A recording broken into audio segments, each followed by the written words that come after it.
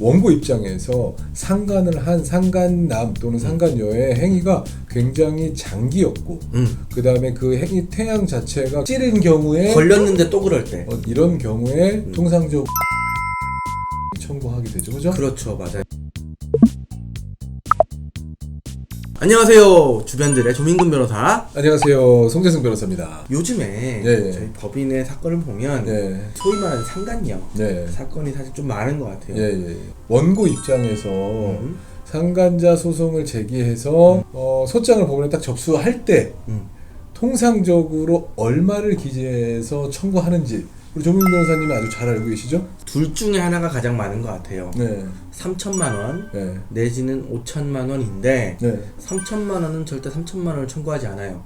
3천만 100원 또는 3,001만 원. 아, 그래요? 뭐 혹시 이렇게? 100원이나 만 원이라도 조금이라도 더 받기 위해서 그렇게 제기하는 건가요? 그거는 사실 별 관심이 없으신 것 같고 네. 우리나라의 소액 재판을 네. 하느냐 안 하느냐의 기준이 3천만 원을 초과하느냐. 그렇죠. 왜냐면은 소액 재판 같은 경우에는 판결문이 나와도 판결 이유가 설치되지 않기 때문에 중액재판부에서 판단을 받아보기 위해서 그렇죠. 3천만 원을 조금 초과한 금액을 청구하는 경우가 많고 혹시라도 상대방의 행위가 그러니까 원고 입장에서 상간을 한 상간남 또는 상간녀의 행위가 굉장히 장기였고 그 다음에 그 행위 태양 자체가 찌른 경우에 걸렸는데 또 그럴 때 이런 경우에 통상적으로 5천만 원을 많이 청구하게 되죠, 그죠? 그렇죠, 맞아요. 일반적으로 사실 손해배상 사건 같은 경우에는 원고가 청구하는 것을 전부 다 재판부가 인정해주는 케이스는 극히 드물어요. 네. 그렇기 때문에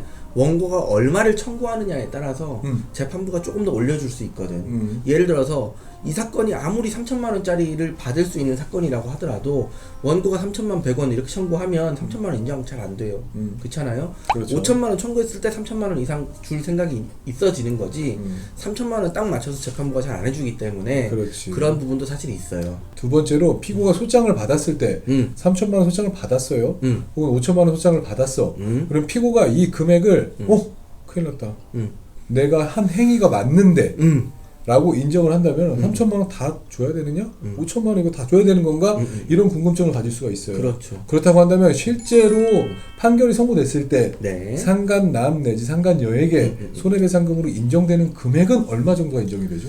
지금은 1,500이 기본적인 금액인 것 같고 그러면 2,000까지 1,500에서 간다. 2,000 정도 사이. 그렇죠. 필연적으로 손해배상에는 이자까지 따르게 되다 보니까 따지고 보면 2천만 원이 넘게 되는 경우도 사실 존재하죠. 그러면 이자 같은 경우에는 어떤 식으로 이제 붙게 되죠? 불법행위 1부터 판결 선고일까지는 네. 5%예요. 그죠? 네.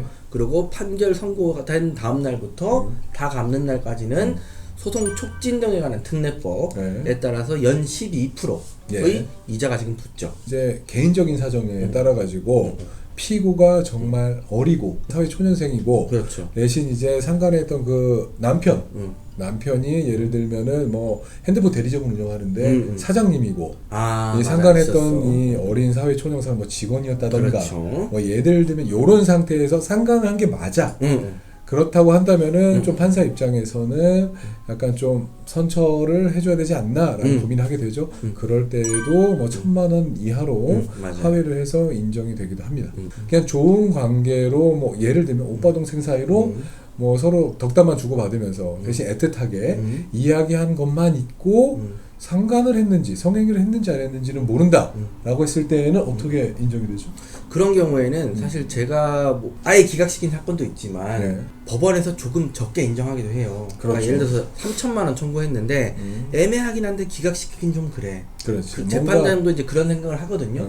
그러면 저는 이제 300만 원 정도 받아본 것도 있는데 300만 원이 인정되는 경우도 있었고 경우에 따라서 500만 원, 그렇죠. 뭐 700만 원 이렇게 인정되는 경우도 있습니다. 있죠. 그래서 악질일 때는 더 많은 금액이 그 다음에 조금 더 사회 초년생이고 멋모르고 이제 외도를 했다라고 했을 때는 조금 더 감액이 되어서 인정이 된다고 지금 말씀을 나눴는데 그런데 증거가 확실하지 않을 때에도 손해배상 금액은 많이 감액이 돼서 인정이 됩니다. 그럼 오늘 한번 말씀드린 부분을 정리를 해볼까요?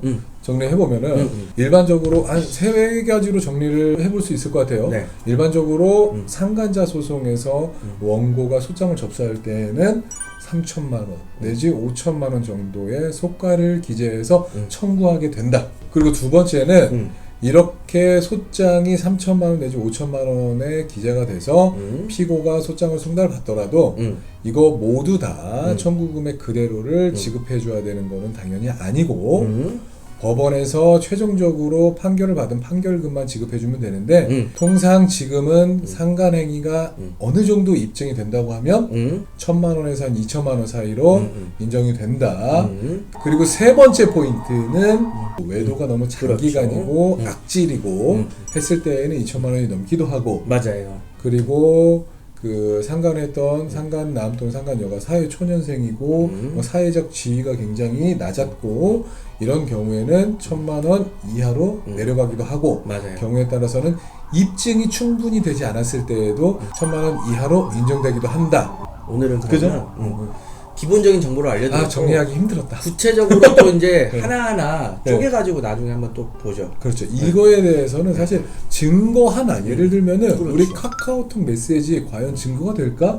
부터 시작해가지고 촬영하려면은 뭐 수십 개, 없어. 수백 개도 찌를 수가 있어요. 저는 오늘 그 독일과 프랑스에서 과연 이런 경우에 손해배상 책임이 인정하는지에 대한 비교법적 고찰도 한번 해봤어요. 그래요? 알겠어요. 댓글을 남겨주시는 걸 보고 그 다음 한번 어떤 내용을 촬영할지 한번 결정을 해보자고요. 알겠습니다. 구독과 좋아요 눌러주세요.